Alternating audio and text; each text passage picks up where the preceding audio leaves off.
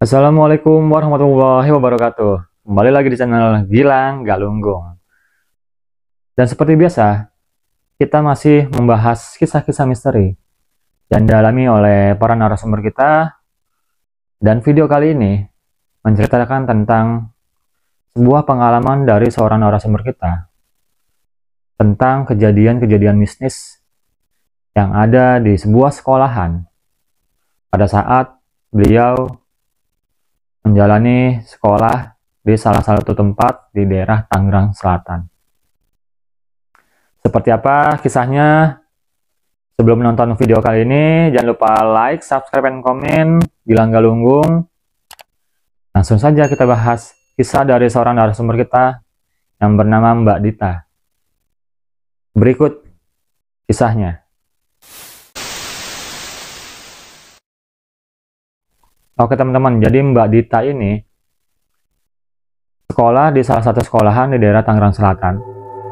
Tepatnya 20 tahun yang lalu, pada saat beliau sekolah dasar kelas 3 SD, pada saat itu ya, kelas 3 SD. Dan posisinya memang waktu itu ya nggak ada apa-apa, jadi apa-apa. Dan sekolahnya pun ya sangat lumayan besar ya, lumayan besar. Di sana seperti biasa pada saat jam istirahat banyak sekali siswa-siswa yang mampir ke kantin untuk membeli jajanan, atau ada yang ke warung-warung, dan ada juga yang bermain di daerah lapangan atau belakang sekolahan. Karena tempat sekolahan ini lumayan asri ya tempatnya, adem, nggak terlalu panas karena banyak pepohonan. Salah satunya adalah ada salah satu pohon beringin di dalam sekolahan tersebut. Lumayan besar pohonnya. Jadi ya memang waktu itu belum ada kejadian-kejadian aneh ya, mistis yang ada di sekolahan Mbak Dita ini. Singkat kemudian, pada saat itu ada salah satu siswa di sekolahan lain. Jadi dia ada beberapa sekolahan, dia dempet-dempetan ya, dan itu nggak dipagar belakangnya.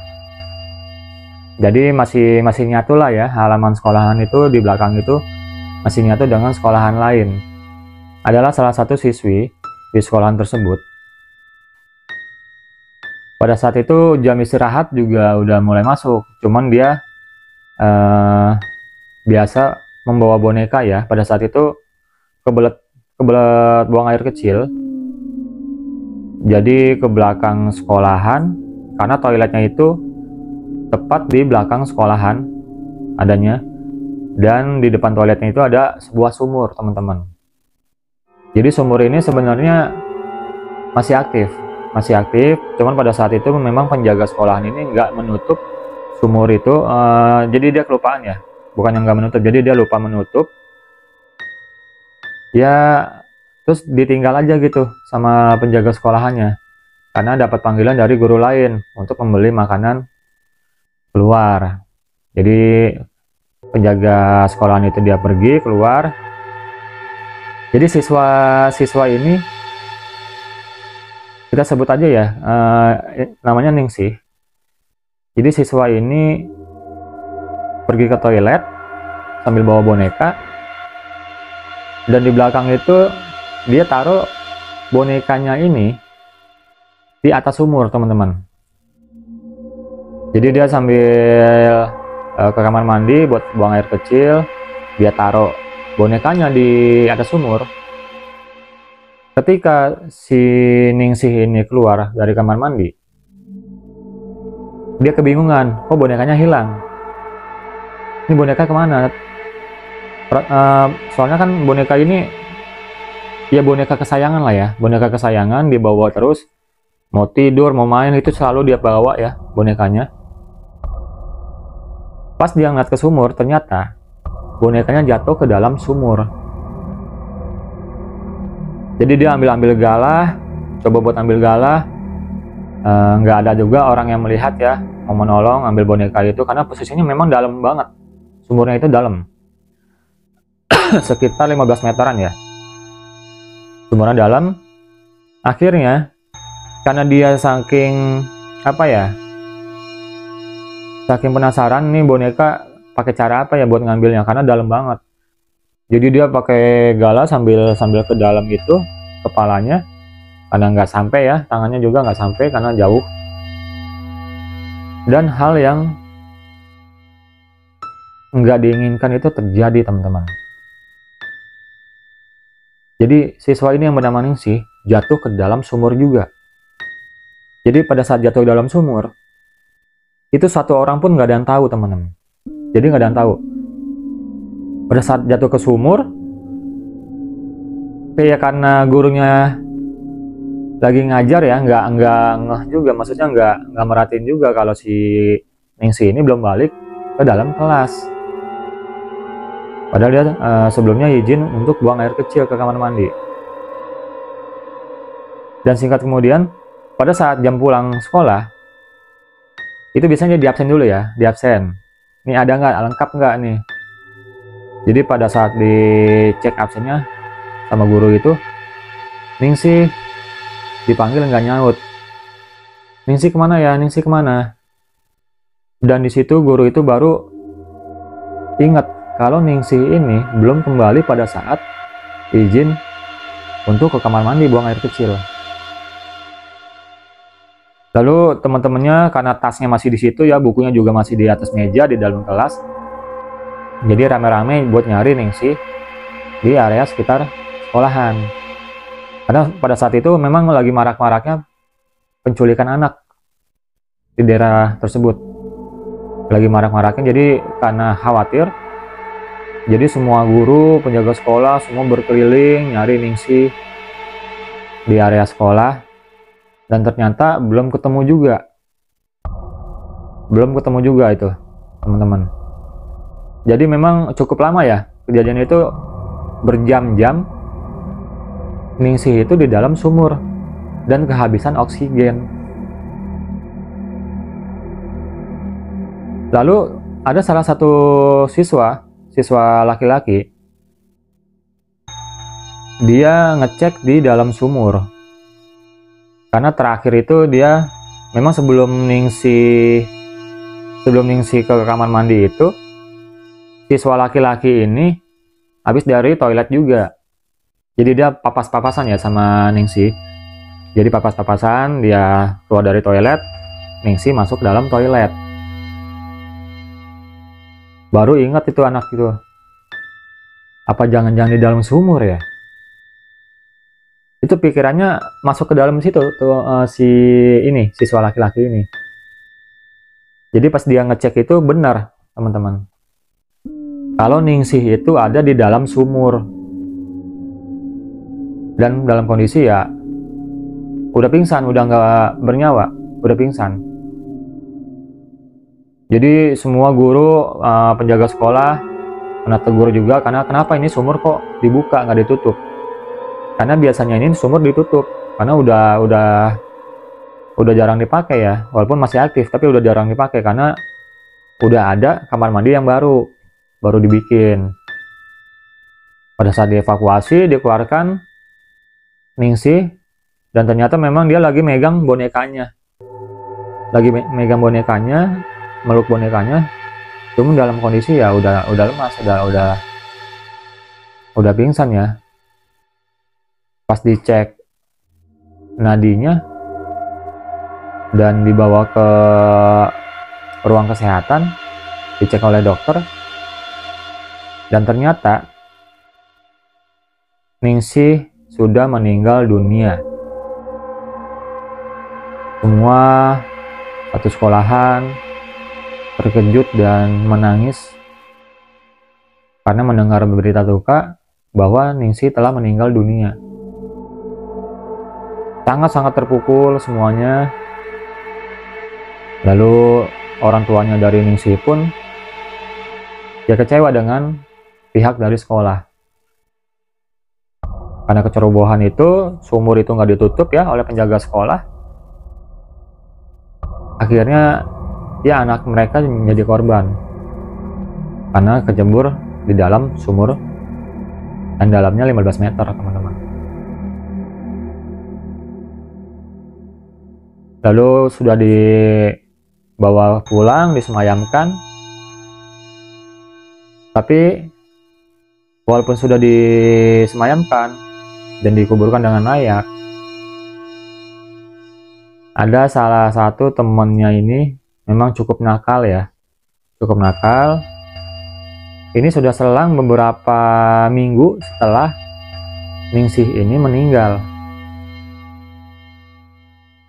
Jadi ya seperti biasa, tempat anak-anak itu bermain di belakang sekolahan, tepatnya ya di depan sumur itu. Karena sumurnya cukup luas ya, ada halaman kosong di depan sumur, di depan kamar mandi itu ada halaman kosong. Dan sambil manggil-manggil nih, jadi di samping sumur ini ada sebuah gudang kosong. Itu udah nggak dipakai lagi ya, dia kayak gubuk gitu, gubuk. Biasanya dulu buat naruh bangku-bangku sekolahan yang udah nggak kepakai. Jadi itu gudang memang udah lama kosong. Nah, si siswa yang nakal ini, dia manggil-manggil nama Ningsih. Hai Ningsih, kamu di mana? Langsung teman-temannya itu kaget melihat pintu dari gudang ini langsung kebuka, kayak habis didobrak aja teman-teman. Dar! Langsung sontak kaget. Kok kita habis manggil Ningsih, itu pintu langsung kedobrak. Padahal udah lama dikunci, itu udah lama kosong gudang itu. Lalu dia mencoba manggil-manggil lagi nama Ningsih. Ningsih. Kebuka lagi, ketutup lagi, terus kebuka lagi. Jadi kayak dipermainkan. Ternyata arwah dari Ningsih ini ada di dalam gudang tersebut, teman-teman. Ini cukup merinding ya. Sebenarnya kita nggak boleh manggil-manggil namanya juga ya, karena ya almarhumah udah tenang di alam sana. Kita doakan aja ya teman-teman ya, buat semuanya. Kita doakan supaya almarhumah Ningsih ya ibadah dan kebaikannya diterima oleh Allah Subhanahu wa Ta'ala. Amin. Pada saat itu tuh mulailah rame, geger nih satu sekolahan, karena akibat yaitu teman-temannya yang nakal itu menyebut-nyebut nama Ningsih ini, teman-teman. Di situ langsung ramai, semua anak-anak di sekolahan penasaran. Masa sih kalau kita manggil namanya itu pintu gudang langsung kebuka, langsung ketutup. Akhirnya rame-rame manggil nih, hampir satu sekolahan itu rame-rame manggil nama Ningsih ini. Jadi manggil dan terbukti kejadian itu terulang lagi. Pintu gudang yang udah lama kosong ini kebuka dan ketutup selayaknya kita dobrak. Dar. Langsung di situ teman-teman yang ada di sekolahan langsung bubar semua karena ketakutan ya. Dan seharusnya memang kita nggak ganggu mereka ya, nggak ganggu arwah dari Ningsih ini, dan harusnya memang kita mendoakannya, teman-teman. Jadi dari pihak sekolahan juga yang mengetahui hal tersebut, dan pihak sekolahan pada saat itu memang ya udah membubarkan anak-anak aja nih, bubar, jangan pada di sini, karena ya lumayan mengganggu pelajaran ya. Jadi karena hal itu ya pelajaran jadi terganggu, kelas jadi pada kosong nih, karena penasaran ini menonton itu yang di depan gudang itu tadi. Akhirnya itu udah bubarin, dan pada saat acara persami, jadi nggak lama itu ada acara persami. Jadi ya kalau dulu itu acara persami itu ada yang namanya jurit malam. Jadi ada jurit malam. Sebelum acara jurit malam, posisinya itu jam 11 malam. Jadi ada salah satu temennya ini, dia ingin buang air kecil, minta ditemenin sama temennya lagi, yaitu Mbak Dita namanya. Jadi cewek, ini teman sebangkunya dari almarhumah Ningsih ini. Jadi dia bertiga karena takut ya mau ke toilet, adanya di posisinya di belakang sekolahan. Jadi minta ditemenin ke toilet. Dan di situ lampu dari kamar mandi itu langsung mati. Mati nyala ya, kayak lampu korslet. Jadi kayak dimainin, dan itu temennya itu mengira kalau si Mbak Dita ini pelakunya yang mainin lampu, padahal enggak. Setelah keluar, disitulah sesosok arwah Ningsih ini menampakkan wujudnya. Langsung pingsan, kaget. Mbak Dita langsung lari laporan ke pembinanya ya, bahwa ada arwah Ningsih menampakkan wujudnya di depan toilet. Akhirnya semua berkumpul ya mendoakan.